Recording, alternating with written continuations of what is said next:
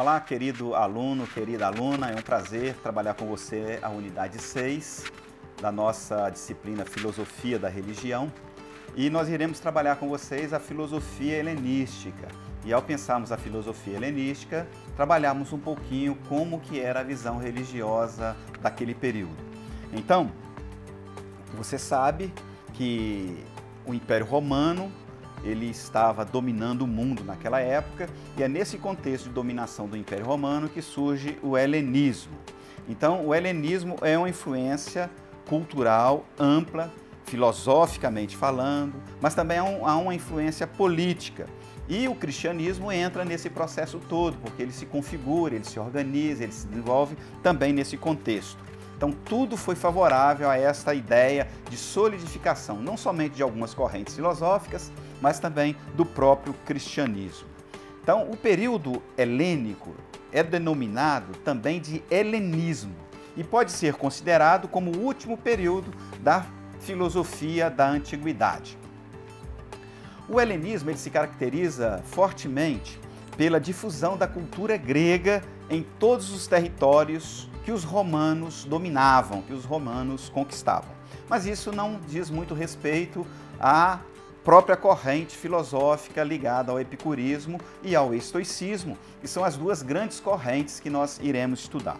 E antes de estudar mais detalhadamente cada uma delas, eu queria falar de alguns conceitos, de algumas ideias que eram correntes naquela época e que ajudaram na constituição e no desenvolvimento dessas duas escolas fundamentais que nós estaremos refletindo e aprendendo sobre elas. Eu queria que nós pensássemos rapidamente acerca do conceito chamado ecletismo. O que é o ecletismo? Esse é um termo muito comum nos nossos dias, mas muitas vezes nós não sabemos do que se trata. Então, o ecletismo é, de fato, uma mistura, uma espécie de mistura, ou mesmo uma síntese de proposições e teorias filosóficas, não raramente de modo superficial, na qual se busca captar o melhor dos sistemas filosóficos. Então, o ecletismo a gente pode considerar que é um método filosófico que reúne diferentes teses, até mesmo teses contraditórias, em elementos que se toma de empréstimo para que uma outra visão, uma outra concepção, uma outra teoria seja alimentada ou construída. É importante salientar que o termo ecletismo significa, na verdade, escolha.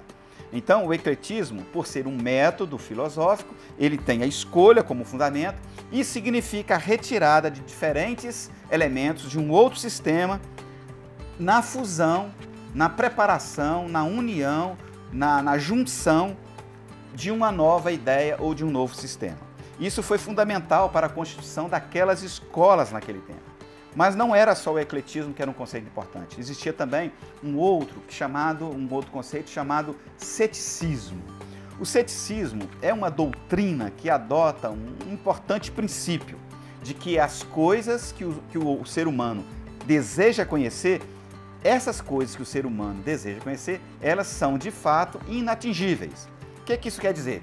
Que o ser humano não consegue conhecer verdadeiramente todas as coisas que ele precisa ou que ele deseja. Então, o espírito humano, a razão humana, não consegue atingir uma certeza absoluta de qualquer conhecimento a respeito de qualquer coisa. Para o ceticismo, não há uma verdade absoluta. Isso porque a concepção é, segundo o ceticismo, que o ser humano, por ser um ser de sentido, ele pode se enganar quanto ao uso da sua sensibilidade. Então, com base nisso, é impossível atingir uma verdade absoluta. Então, além desse conceito, existia na época também uma linha filosófica chamada cinismo. O cinismo é uma corrente filosófica fundada por um discípulo de Sócrates chamado Antístenes, e esse discípulo de Sócrates, ele se tornou o mais importante, o ilustre defensor dessa escola, né? E Diógenes, que é um precursor fundamental dessa ideia, ele adota esse símbolo do cinismo como ponto básico para o conhecimento. O que seria então o cinismo? O cinismo é uma corrente filosófica que propõe o despojamento de todas as imposições sociais, especialmente aquelas ligadas ao apego ao dinheiro, à riqueza, à posição social, ao status e ao poder. Todos esses conceitos ajudam a cada um de nós a entendermos aquilo que antecedeu a constituição dessas duas escolas, as escolas epicuristas e a escola estoicista. O que seria o epicurismo? O que seria, com qual fundamento se trabalha o epicurismo? Então, como o próprio nome indica, a escola epicurista tem seu nome atrelado ao seu fundador, Epicuro. Epicuro nasceu numa ilha chamada Samos, na região da Grécia, e ele então vai para a Grécia, especialmente no período filosófico de maior abrangência ali, de maior profundidade, de maior produção, e ele começa a estudar nas grandes escolas. E ele então, diante de uma crise que acontece na Grécia, ele começa então a propor um tipo de filosofia diferente daquela que ele havia estudado. Epicuro, então, ele monta uma escola na Grécia, chamada Jardins de Epicuro, e é nesse lugar que ele começa, então, a propor uma filosofia ética. Por quê? Por que filosofia ética? Para Epicuro era muito claro, a filosofia tinha uma função social de ajudar o ser humano a enfrentar seus dramas, suas dificuldades e suas crises. Epicuro, na sua escola, os Jardins de Epicuro, ele então começa a trabalhar toda a sua filosofia. E ele nega a existência de qualquer princípio imaterial na realidade. Então, para Epicuro, só para esclarecer, ele adota um princípio chamado materialista. Para ele, Epicuro, que é também um princípio grego, o materialismo é a desconsideração de qualquer princípio suprassensível. Mas qual é a base do pensamento dessa escola epicurista? Para Epicuro é muito claro, o ser humano precisa se tornar virtuoso. Para Epicuro, então, a virtude é a felicidade. E felicidade para ele é sinônimo de prazer. Por isso ele trabalha dois conceitos fundantes, a aponia e a ataraxia. Ambas constituem um meio para que o ser humano alcance o prazer e logo ele encontre a felicidade. Então nós não podemos nos esquecer desses dois pontos importantes na filosofia epicurista. Há uma segunda escola que será destaque aqui, que é a escola chamada estoicismo. O estoicismo é a escola mais importante, mais influente desse período. O estoicismo é um pouco diferente da escola epicurista, mas o foco dessa escola também é a felicidade. Porém, os pressupostos para se alcançar a felicidade são completamente diferentes da escola epicurista.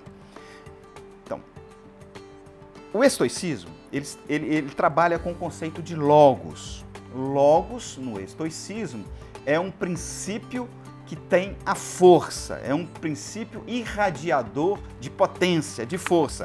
É a fonte de toda e qualquer atividade, mesmo que seja aquelas de natureza corpórea.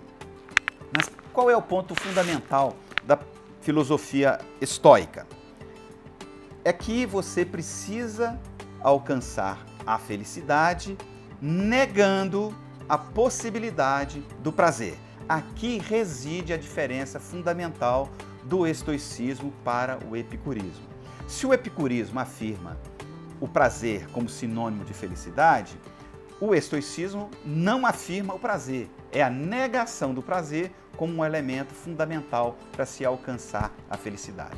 Então fica aqui o desafio para cada um de nós, aprendermos a valorizar a felicidade como sendo uma postulação ética tanto da filosofia epicurista quanto da filosofia estoica. Mas não podemos nos esquecer que ambas são diferentes. Um bom estudo para você.